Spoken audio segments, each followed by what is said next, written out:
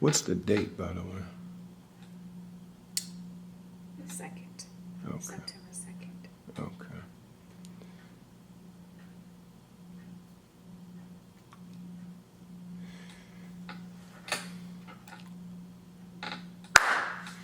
Okay, today is September the 2nd, 2023. I'm Dr. Charles Johnson, Chair of the Department of History, Director of the Public History Program. I'm in Greenville, North Carolina, in the Pitt County Courthouse, about to interview Judge Wendy Hazelton, and we are going to be discussing the Indian Woods Oral History Project and the Indian Woods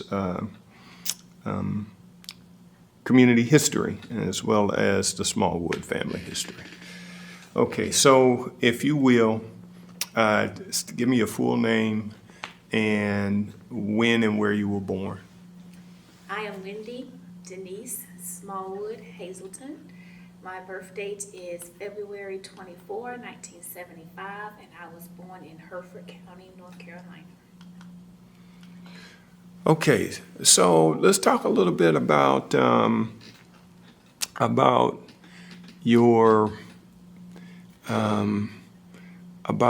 your family. Let's start with your folks, with mom and dad. So tell me a little bit about let's start with your dad, who your dad was. My dad is Lindbergh Smallwood. He was a complicated man, but a great man, all at the same token. He was a wonderful cook. He could cook anything. I know you said that you spoke to someone about cooking bear and turtle. Well, he could put it down. He could cook anything. He could build anything. He could grow anything.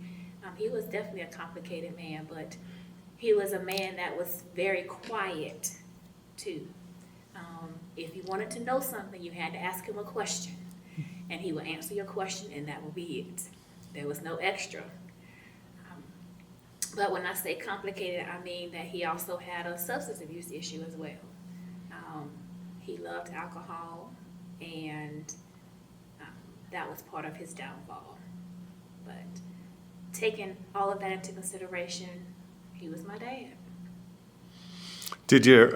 Was your father from Bertie County or from Indian Woods? He was from Bertie County, yeah. Mm-hmm. What part?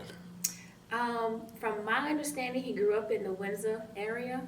I'm not sure where exactly in Windsor, but he was from the Windsor area. Mm-hmm. Did he serve in the military? He did not. Mm-hmm. And what was his occupation? My dad worked at Lee Lumber Company for quite a long time until he had an accident, and at that point he retired. He also became very ill. He had pancreatic cancer and passed away in 2003. Mm. And what did he do for Lee Lumber Company? He worked on the lumber mill line. So they cut wood, and that's actually, he got into an accident as he was doing his job one day, and he actually got 3 of his fingers sliced off. And then after that, he worked up, after he healed from that, he worked for a few more years, and then he decided that it was time to retire. I think if he could have, he would have worked up until, because he just did not like to sit still. He loved fishing, and he loved to cook. He even, my sisters told me that when my mom would go away and visit her sister in Connecticut, he would do their hair. So when I say he was talented, he was very talented. Do you have any idea where did that come from? I don't know. I think it's just growing up in that time. You know, you had to mature early. Him and my mom married very young. She was 15 and he was 19, so they had to grow up quick. And they had 15 kids, so, you know, there you have it. All right, so who is your mom? My mother is Sadie Murphy Smallwood. She still lives in Indian Woods. She is 78 years old. She was born April the 25th of 1932, and she's still hanging in there going strong. So tell me a little bit about your mom. What is she like? So my mom, to me, is a Wonder Woman. She gave birth to 14 kids, but she raised 15 kids. She was a stay-at-home mom. Neither one of my parents were able to do much. You know, like we have these opportunities today to go out and visit and do things like that. You know, she was a homemaker. She took care of the kids, and she did a great job doing that. I never heard her complain about not being able to do at all. I've never heard her complain about that. She kept us in church. She was a strong presence. She is a strong presence. Growing up in my family, you didn't have the I love you kind of thing, but keep going. Okay. We didn't have the I love you kind of thing, but we knew that we were cared for. We never went to bed without a meal. She could cook just like my dad. I remember telling people about how good my dad would cook, and she would look at me and was like, well, what about me? I can cook. So she was definitely one of those individuals that could handle her business in the kitchen. She would get up in the mornings and make sure we had breakfast before we went to school. When we got off the bus, we always had a hot meal.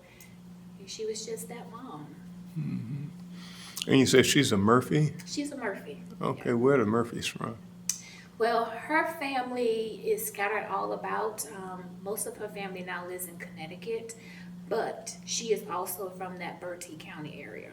Mm-hmm. And I never asked her where in Bertie County she actually grew up, but I know she's from Bertie. Okay, and you say you have family in Connecticut also? Yes, most of her side of the family lives in Connecticut. Okay, so they relocated? Mm-hmm. At what point did they relocate? So my mom's sister and her son and all of that side of the family relocated. They've been there ever since I was a kid. Mm-hmm. That's what I remember. She would go and visit them in Connecticut during the summer months sometimes, and from my recollection, that's always where they've been. And you mentioned that you have 15 siblings? I do. Yeah. Let's hear them. So the oldest, his name is Curtis. We call him Buddy. You know, everybody has a nickname. He's actually my cousin. So he's my aunt's on my mom's side son. Mm-hmm. But my mom and my dad raised him ever since he was a baby. So we always refer to each other as siblings. He refers to my mom as mom. And he refers to his birth mother by her nickname. And then we have Viola. We call her Cootie. She still lives in Bertie County. She lives behind my mom. She's married and has a daughter. Then we have Sadie Harold, who is named after my mom. She lives with my mom. And she has 2 sons and several grandkids. And then we have Dorothy Watson. She is deceased. She passed away from cancer a couple of years ago. And she lived in Kelford, and she has 5 kids and numerous grandchildren. Then we have James Smallwood. James lives in Virginia, Hampton, Virginia. He's married with 2 sons. We have Larry Smallwood. Larry lives in Jacksonville with his wife. He has 1 birth son, and then he has 2 stepkids.